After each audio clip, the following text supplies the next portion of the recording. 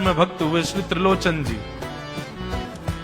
परम संत सेवी, श्री पंडरीनाथ भगवान के चरणों में ही रहते थे।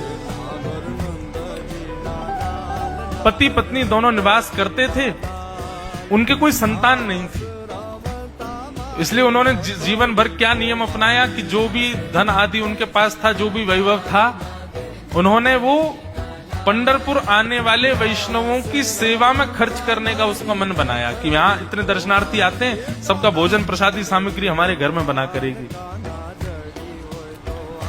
तो श्री त्रिलोचन जी पंढरपुर आने वाले दर्शनार्थियों को घर बुलाकर के प्रेम से भोजन पवाते थे,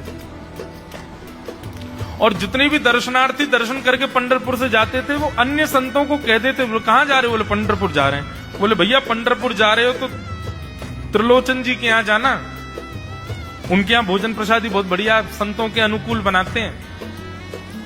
बड़ी ख्याति हो गई महाराज जी, अब तो जितनी भीड़ पंढरपुर विठल मंदिर में, उतनी भीड़ त्रिलोचन जी के घर के बाहर संतों की, दर्शनार्थियों की, सब प्रसाद पाने के लिए जाते।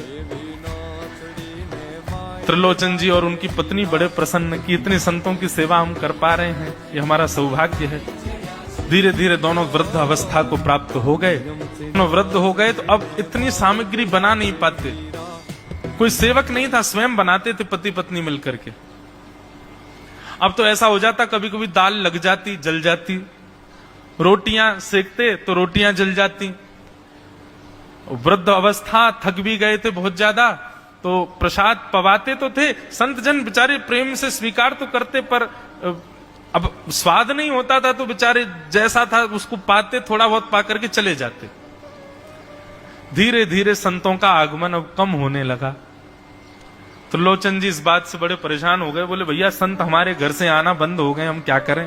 तो श्री त्रिलोचन जी महाराज ने बाहर एक बड़ा सा कुछ होर्डिंग जैसा लगा दिया, उस पर लिख दिया कि अंदर कोई संत सेवा आदि के लिए एक सेवक की आवश्यकता है।